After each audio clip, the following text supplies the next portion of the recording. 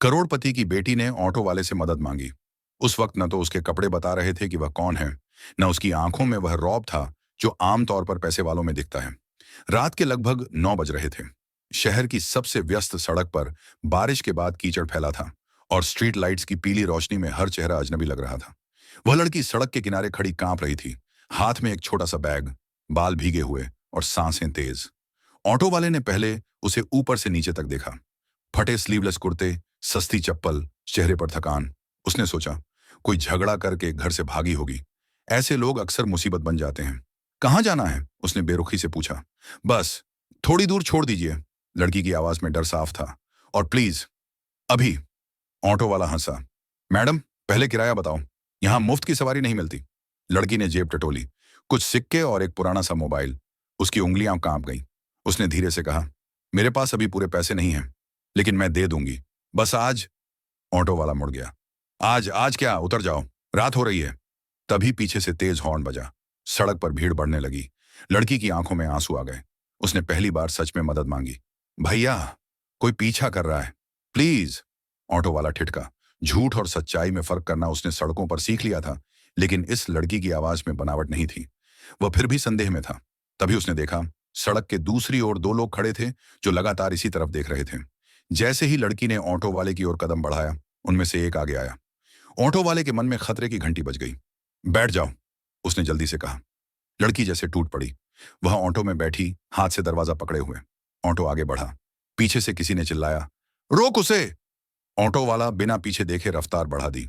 उसके दिल की धड़कन तेज थी। उसे समझ आ गया था, यह मामूली बात नहीं है। कुछ दूर जाकर उसने पूछा, आखिर हुआ क्या है? लड़की कुछ देर चुप रही, फिर बोली, मैं अगर बताऊंगी तो आप भी मुसीबत में पड़ जाओगे। मुसीबत में तो मैं आ ही गया, ऑटो वाला बोला। अब सच बता दो। लड़की ने खिड़की से बाहर देखा। शहर की ऊंची इमारतें, बड़े बड़े होर्डिंग्स, चमकती दुकानें। उसी शहर में उसका सब कुछ था, नाम, पैसा, ताकत। और फिर भी आज वह एक ऑटो में जान बचाकर भाग रही थी। मेरा नाम अनाया है, उसने धीरे से कहा, और मेरे पापा देश के बड़े उद्योगपतियों में से एक हैं। ऑटो वाले ने हंसकर कहा, अच्छा मजाक है। अनाया ने मोबाइल निकाला। स्क्रीन टूटी हुई थी, लेकिन एक तस्वीर साफ दिख रही थी। वह अपने पिता के साथ, वही चेहरे जो अखबारों में अक्सर छपते थे। ऑटो वाले का गला सूख गया। तो फिर आप यहां? उसने हकलाते हुए पूछा। क्योंकि पैसा हर बार जान नहीं बचा पाता, अनाया बोली, और कभी कभी वही सबसे बड़ा खतरा बन जाता है। ऑटो एक सुनसान सड़क पर मुड़ गया। ऑटो वाला घबरा गया। यहां क्यों? वो लोग हमें ट्रैक कर सकते हैं, अनाया ने कहा। मुझे कहीं छुपना होगा, बस थोड़ी देर। ऑटो वाला पसीने में था।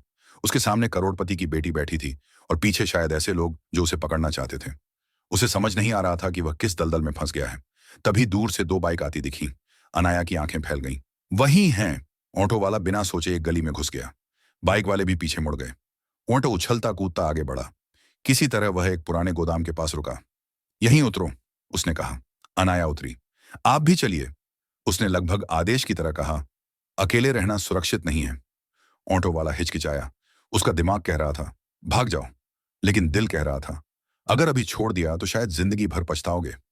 वह उसके साथ अंदर गया। अंधेरा, सीलन और खामोशी। बाहर से बाइक की आवाजें नजदीक आ रही थीं। यहीं से कहानी ने वह मोड़ लिया जिसकी किसी ने कल्पना नहीं की थी। क्योंकि उन बाइक वालों का मकसद सिर्फ अनाया को पकड़ना नहीं था, बल्कि उस राज को दबाना था जो अगर बाहर आ गया तो करोड़ों की एक दुनिया बिखर जाती। और सबसे बड़ा झटका तो अभी बाकी था, क्योंकि ऑटो वाला भी वैसा नहीं था जैसा वह दिख रहा था। गोदाम के भीतर घुसते ही ऑटो वाले ने लोहे का दरवाजा धीरे से खिसकाया। बाहर बाइक की आवाजें और पास आती जा रही थीं। अनाया दीवार से टिककर खड़ी हो गई। उसकी सांसें अब भी बेकाबू थीं। अंधेरे में उसकी आंखें चमक रही थीं। डर से नहीं, किसी और ही बेचैनी से। आप यहीं रुको, ऑटो वाला फुसफुसाया। मैं बाहर देखता हूं। अनाया ने उसका हाथ पकड़ लिया। नहीं, अकेले मत जाइए, वो लोग आम गुंडे नहीं हैं। ऑटो वाला पहली बार ध्यान से उसकी आंखों में देखा। वहां डर कम, अनुभव ज्यादा था, जैसे वह पहले भी ऐसे हालात देख चुकी हो। उसने सिर हिलाया और दरवाजे के पास खड़ा हो गया। बाहर बाइक रुकी। किसी ने गाली दी। यहीं कहीं गई है, देखो चारों तरफ। एक आवाज आई, ठंडी और सख्त, जिंदा चाहिए, लेकिन अगर जरूरत पड़े तो हादसा भी हो सकता है। अनाया के शरीर में सिहरन दौड़ गई। उसने धीरे से कहा, ये लोग मेरे पापा के नहीं हैं। ऑटो वाला चौंका। तो फिर किसके? मेरे चाचा के, अनाया ने जवाब दिया। या कहिए मेरे पापा के दुश्मन। ऑटो वाले के दिमाग में हजार सवाल घूमने लगे, लेकिन बाहर की आहट ने सब रोक दिया। किसी ने गोदाम के दरवाजे पर लात मारी। धूल झड़ी। खुला है, किसी ने कहा। ऑटो वाला जानता था कि अगर दरवाजा खुला तो बचना मुश्किल है। उसने जेब से एक पुरानी टॉर्च निकाली जो वह रात की सवारी में रखता था। गोदाम के अंदर एक संकरी सीढ़ी ऊपर जाती थी। ऊपर, उसने इशारा किया। दोनों दबे पांव ऊपर चढ़े। नीचे दरवाजा चरमराया। लोग अंदर घुसे। टॉर्च की रोशनी इधर उधर घूमने लगी। ऊपर एक छोटा कमरा था। टूटी खिड़की, पुराने कागज और लोहे की अलमारी। ऑटो वाला खिड़की से झांका। बाहर गली में तीसरी बाइक भी आ चुकी थी।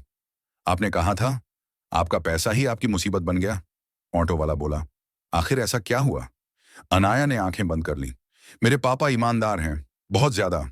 उनकी कंपनी में एक डील होनी थी, हजारों करोड़ की, लेकिन उस डील में घोटाला था। पापा ने साइन करने से मना कर दिया। और? ऑटो वाला बोला। और उसी दिन से, अनाया ने कहा, मुझे ट्रैक किया जाने लगा। कॉल्स, धमकियां। आज तो उन्होंने मुझे उठा ही लेना था। नीचे से आवाज आई, यहां नहीं है, ऊपर देखो। ऑटो वाले का चेहरा सख्त हो गया। उसने धीमी आवाज में कहा, अब सुनो, अगर पकड़े गए तो तुम अपना नाम मत बताना। अनाया ने हैरानी से उसकी ओर देखा। क्यों? ऑटो वाला मुस्कुराया, एक अजीब थका हुआ मुस्कान।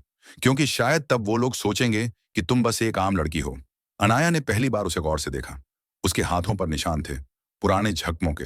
उसकी चाल में डर नहीं था, बल्कि कोई अभ्यास था। आप, अनाया ने कहना शुरू किया। श्श, ऑटो वाला बोला। सीढ़ियों पर कदमों की आवाज आई। टॉर्च की रोशनी ऊपर की दीवारों पर नाचने लगी। अनाया का दिल जोर से धड़क रहा था। उसने मन ही मन सोचा, आज अगर बची तो सब कुछ बदल दूंगी। तभी ऑटो वाले ने अलमारी को धक्का दिया। उसके पीछे एक पुराना रास्ता खुला। शायद कभी गोदाम का वेंटिलेशन रहा होगा। यहां से निकल सकते हैं, उसने कहा। आपको कैसे पता? अनाया ने पूछा। ऑटो वाला बिना देखे बोला, कुछ जगहें इंसान भूलता नहीं। वे रेंगते हुए बाहर निकले। पीछे से आवाज आई, वो भाग रहे हैं। गोली चली। दीवार से चिंगारी निकली। अनाया चीख पड़ी। ऑटो वाले ने उसे खींचा। भागो! दोनों अंधेरे में दौड़ पड़े। बाहर एक पुरानी कॉलोनी थी। कुत्ते भौंकने लगे। लोग खिड़कियों से झांकने लगे। तभी अनाया का पैर फिसला। वह गिर पड़ी। ऑटो वाला रुका। एक पल का भी सोचने का वक्त नहीं था। उसने उसे उठाया। उसी क्षण बाइक सवार पास आ गए। और तभी एक ऐसी चीज हुई जिसने अनाया की सोच ही बदल दी। ऑटो वाले ने जेब से पुलिस की पुरानी आईडी निकालकर हवा में लहराई। पीछे हटो! वह गरजा। बाइक वाले ठिठक गए। एक पल के लिए ही सही, लेकिन वही पल जिंदगी और मौत का फर्क बन गया। अनाया अवाक रह गई। आप ऑटो वाले नहीं हैं? उसने कांपती आवाज में पूछा। ऑटो वाले ने उसकी तरफ देखा। अब भी लगता है कि हर आदमी वही होता है जो दिखता है। सायरन की आवाज दूर से आने लगी। लेकिन असली खतरा अभी टला नहीं था, क्योंकि जिसने यह खेल शुरू किया था वो बहुत ऊपर बैठा था। और अनाया को अब समझ आ रहा था कि वह सिर्फ किसी साजिश का शिकार नहीं, बल्कि एक ऐसे युद्ध का मोहरा है जिसमें दया की कोई जगह नहीं। सायरन की आवाज पास आती जा रही थी, लेकिन ऑटो वाला जानता था कि सिर्फ सायरन भरोसे के लायक नहीं होते। उसने अनाया का हाथ पकड़ा और उसे एक संकरी गली में मोड़ दिया। गली के दोनों तरफ बंद मकान थे। ऊपर से बिजली की तारें जाल की तरह लटकी हुई। अंधेरे में अनाया को अपना दिल कानों में धड़कता महसूस हो रहा था। पुलिस आ रही है, फिर भी हम छुप क्यों रहे हैं? अनाया ने हाँफते हुए पूछा। ऑटो वाला रुका। उसकी आंखों में एक पल के लिए वही पुरानी सख्ती लौट आई, क्योंकि हर वर्दी भरोसे के काबिल नहीं होती। यह सुनकर अनाया सन्न रह गई। उसके दिमाग में अपने पिता की बातें गूंजने लगीं। ताकत जब गलत हाथों में जाती है तो कानून भी हथियार बन जाता है। वे एक टूटे हुए गेट के भीतर घुसे। अंदर पुराना स्कूल था, बरसों से बंद। क्लासरूम की खिड़कियां टूटी थीं। फर्श पर कांच बिखरा था। ऑटो वाले ने उसे एक कमरे में बैठाया। यहां रुको, उसने कहा। मैं देखता हूं बाहर क्या हाल है। आप कहां जा रहे हैं? अनाया ने घबराकर पूछा। यकीन दिलाने, उसने छोटा सा जवाब दिया। वह बाहर गया। कुछ ही देर में आवाजें आने लगीं। पुलिस, बाइक सवार, बहस। अनाया हर शब्द पकड़ने की कोशिश कर रही थी। लड़की यहीं कहीं है। हमें ऊपर से आदेश है। हादसा भी हो सकता है। अनाया की मुट्ठियां भींच गईं। ऊपर से आदेश, यही शब्द सबसे खतरनाक था। कुछ मिनट बाद ऑटो वाला वापस आया। उसके चेहरे पर थकान थी, लेकिन आंखों में साफ फैसला। हमें शहर छोड़ना होगा, उसने कहा। मेरे पापा, अनाया ने कहना चाहा।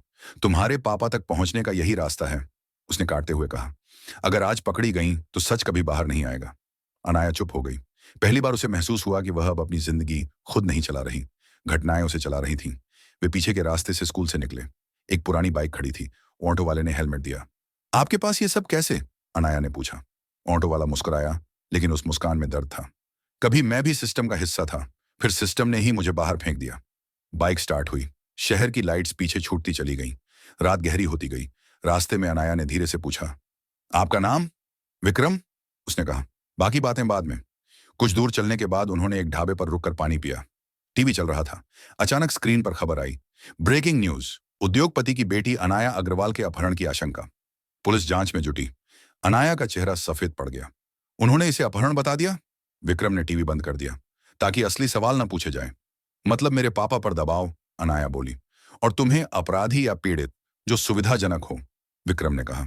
ढाबे वाला उन्हें घूर रहा था। विक्रम ने तुरंत पैसे दिए और बाइक स्टार्ट की। अब रास्ता सुनसान था। जंगल की सीमा शुरू हो चुकी थी। अचानक सामने से ट्रक आया। विक्रम ने बाइक किनारे की, लेकिन तभी पीछे से एक गाड़ी ने रास्ता काट दिया। दरवाजे खुले, वही लोग। अनाया की सांस रुक गई। ये खत्म नहीं हुआ, विक्रम ने धीमे से कहा। नहीं, अब असली खेल शुरू होगा। एक आदमी आगे आया। चेहरे पर नकाब, आवाज पहचानी हुई। बहुत दूर आ गए विक्रम। विक्रम की आंखें सिकुड़ गईं। तो तुम हो?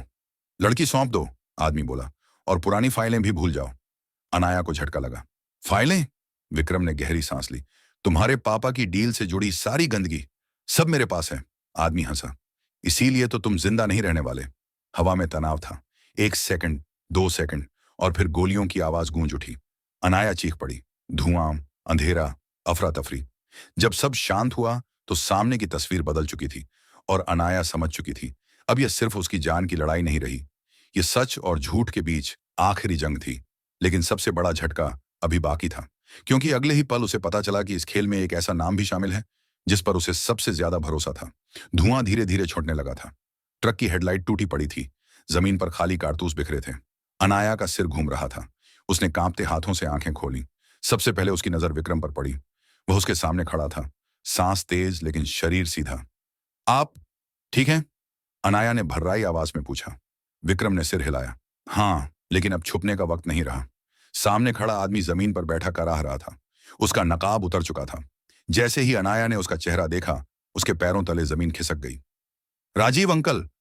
उसकी आवाज में यकीन नहीं था, सिर्फ टूटन थी।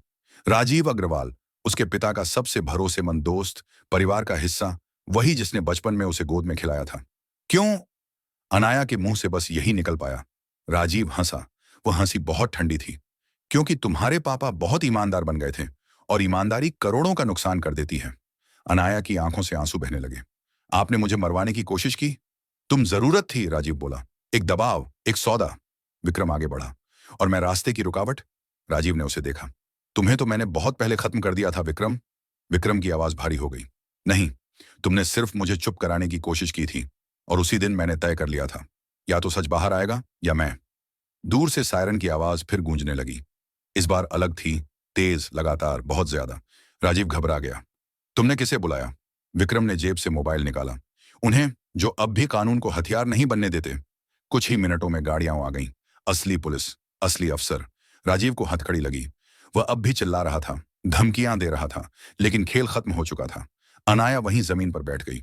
सब कुछ एक साथ टूट रहा था। भरोसा, परिवार, बचपन की यादें। थोड़ी देर बाद एक काली गाड़ी रुकी। दरवाजा खुला। अनाया, उसके पिता। वह दौड़कर उनके गले लग गई। पहली बार वह करोड़पति की बेटी नहीं थी, बस एक बेटी थी जो जिंदा लौट आई थी। मुझे माफ कर दो, उसके पिता की आवाज कांप रही थी। मैंने नहीं सोचा था कि सच की कीमत तुम्हें चुकानी पड़ेगी। अनाया ने सिर हिलाया। अगर आज मैं चुप रहती तो कल कोई और। उसकी नजर विक्रम पर गई। वह थोड़ा दूर खड़ा था, जैसे इस मिलन का हिस्सा नहीं बनना चाहता हूं। अनाया उसके पास गई। आपने मेरी जान बचाई। विक्रम ने हल्की मुस्कान दी। नहीं, मैंने बस अपना अधूरा काम पूरा किया। अब आप क्या करेंगे? उसने पूछा। विक्रम ने आसमान की ओर देखा। अब शायद चैन से ऑटो चलाऊंगा। अनाया की आंखों में आंसू और मुस्कान साथ थे। आप जैसे लोग अगर सड़कों पर हैं तो देश अब भी सुरक्षित है। कुछ हफ्तों बाद अखबारों की सुर्खियां बदली हुई थीं। घोटाले उजागर हो चुके थे। बड़े नाम गिर चुके थे। अनाया के पिता ने वो डील हमेशा के लिए रद्द कर दी थी, और शहर की एक सड़क पर एक ऑटो धीरे धीरे चल रहा था। पीछे बैठी एक आम सी लड़की मुस्कुरा रही थी। ड्राइवर ने आईने में देखा। कहाँ जाना है मैडम? उसने पूछा। लड़की बोली, जहां इंसान इंसान की मदद करता है, बस वहीं। ऑटो आगे बढ़ गया। और उसी के साथ यह कहानी भी, ये याद दिलाने के लिए कि कभी कभी सबसे खतरनाक मोड़ सबसे सच्चे इंसान से मिलवाने के लिए ही आते हैं।